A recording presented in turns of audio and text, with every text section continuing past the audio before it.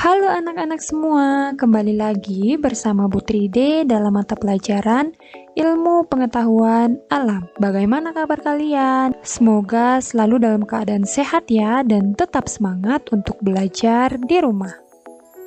Nah, hari ini kita belajar tentang gerhana bulan dan gerhana matahari, di mana materi ini merupakan materi tema 8 di kelas 6. Nah, sebelumnya kita telah mempelajari tentang revolusi dan rotasi bumi serta bulan.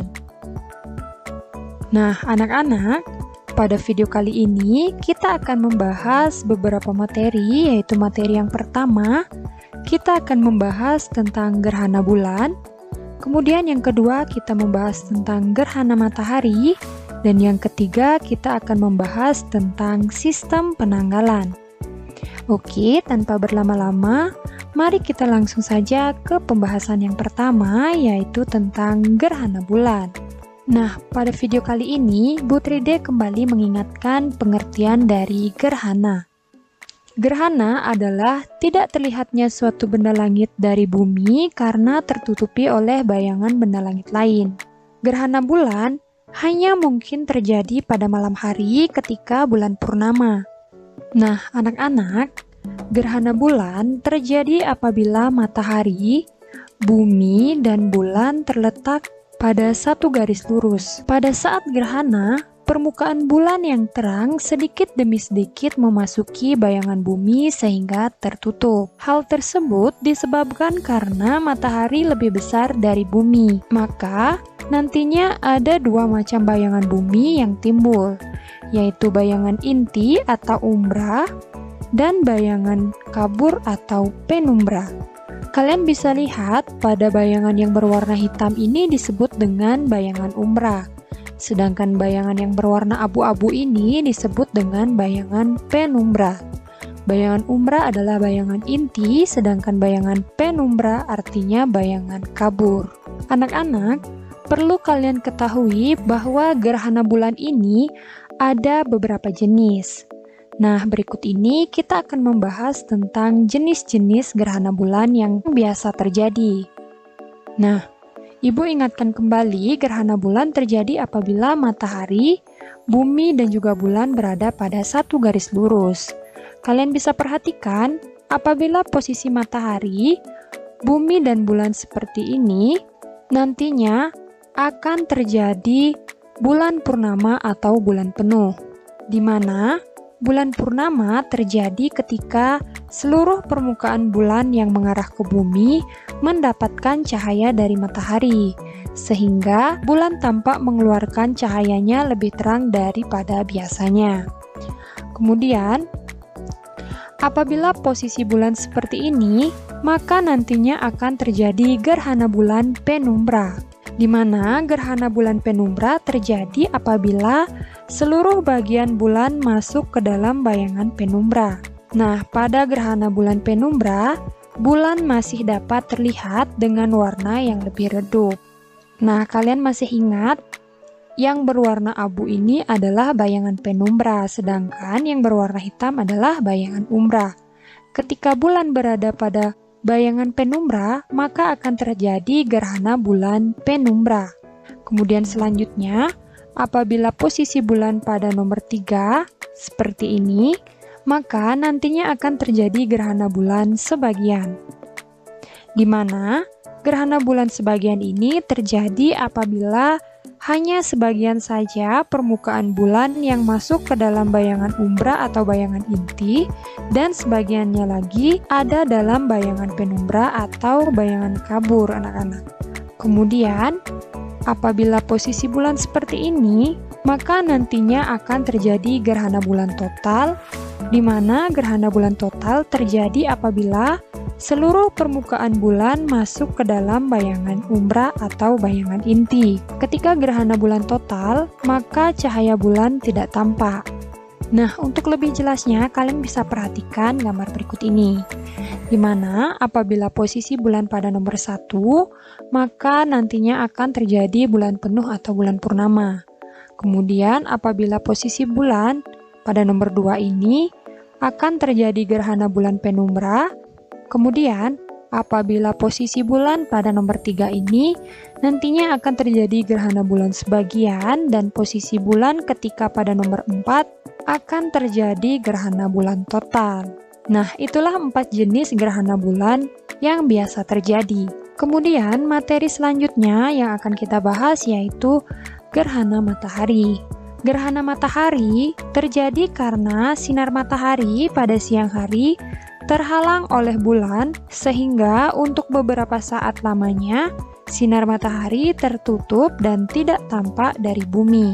Gerhana matahari terjadi apabila matahari, bulan, dan juga bumi berada pada satu garis lurus, dan bayangan bulan akan mengenai bumi. Jadi jelas perbedaan antara gerhana matahari dan gerhana bulan ya anak-anak. Jika gerhana bulan, posisi matahari, bumi, dan bulan berada pada satu garis lurus, sedangkan pada gerhana matahari, yaitu posisi antara matahari, bulan, dan bumi berada pada satu garis lurus. Jadi perbedaannya adalah posisi antara bumi dan bulan.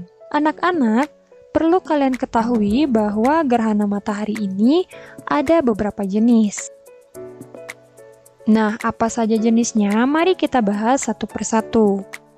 Jadi, jenis matahari ini ada 3 jenis, anak-anak. Yang pertama, ada gerhana matahari total. Kemudian yang kedua, ada gerhana matahari sebagian. Dan yang ketiga, ada gerhana matahari cincin. Untuk lebih detailnya, mari kita bahas satu persatu mulai dari gerhana matahari total. Gerhana matahari total terjadi ketika bulan menutup seluruh matahari, sehingga matahari tidak bisa menyinari bumi. Gerhana ini berlangsung kurang lebih 7 menit. Jadi, gerhana matahari total itu tampaknya seperti ini, anak-anak. Kemudian, jenis gerhana matahari yang kedua yaitu gerhana matahari sebagian. Di mana gerhana matahari sebagian ini terjadi ketika bulan menutupi matahari, namun membentuk seperti bulan sabit. Karena bulan menutupi matahari hanya sebagian. Jadi, gerhana matahari sebagian itu tampak seperti ini, anak-anak. Kemudian, jenis gerhana matahari yang ketiga yaitu gerhana matahari cincin, di mana gerhana matahari cincin ini terjadi ketika posisi bulan menutupi matahari, namun cahaya matahari masih terlihat dan membentuk cincin, sehingga disebut dengan gerhana matahari cincin. Jadi tampaknya seperti ini, anak-anak. Nah, itulah jenis-jenis dari gerhana matahari. Kemudian, selanjutnya kita akan membahas tentang hal-hal penting mengenai gerhana matahari. Berikut ini merupakan hal-hal penting dari gerhana matahari. Yang pertama yaitu gerhana matahari hanya mungkin terjadi pada saat bulan baru. Kemudian yang kedua adalah bagian matahari yang tertutup lebih dulu adalah bagian sebelah kanan atau sebelah barat, anak-anak. Kemudian yang ketiga, gerhana matahari total paling lama berlangsung kurang lebih 7 menit. Dan yang keempat, gerhana matahari hanya dialami oleh sebagian bumi dan terjadi di siang hari. Nah, itulah hal penting mengenai gerhana matahari. Kemudian, selanjutnya kita akan belajar tentang sistem penanggalan. Nah, anak-anak, perlu kalian ketahui bahwa sistem penanggalan ini ada 2 jenis. Yang pertama yaitu sistem penanggalan tahun Masehi atau Syamsiah, dan sistem penanggalan tahun Hijriyah atau Qamariyah. Sistem penanggalan tahun Masehi atau Syamsiah ini didasarkan pada revolusi bumi. 1 tahunnya sama dengan 365 seperempat hari. Sedangkan sistem penanggalan tahun Hijriyah atau Qamariyah didasarkan pada revolusi bulan. 1 tahunnya sama dengan 354 hari. Nah, untuk lebih detailnya, mari kita simak penjelasan berikut ini. Yang pertama yaitu sistem penanggalan tahun Masehi atau Syamsiah, di mana tahun Masehi atau Syamsiah ini sering disebut dengan tahun Surya. Penanggalan Masehi berdasarkan revolusi bumi, 1 tahunnya sama dengan 365 seperempat hari yang ditetapkan oleh Julius Kaisar dari Kerajaan Romawi. Kemudian, dalam tahun Masehi, satu tahunnya itu terdiri dari 12 bulan, dan 12 bulan biasanya terdiri dari 30 atau 31 hari, kecuali bulan Februari yaitu 28 hari. Sisa seperempat hari dari setiap tahun dikumpulkan selama 4 tahun sehingga menjadi 1 hari. Nah, tambahan 1 hari tersebut dimasukkan ke bulan Februari yang biasanya 28 hari menjadi 29 hari, sehingga 1 tahun terdiri dari 366 hari disebut dengan tahun Kabisat. Apakah yang dimaksud dengan tahun Kabisat? Tahun Kabisat adalah tahun yang habis dibagi 4. Misalnya tahun 2000, 2004, 2008, 2012, 2016, 2020, dan seterusnya. Nah, hal ini ditetapkan oleh Julius Caesar.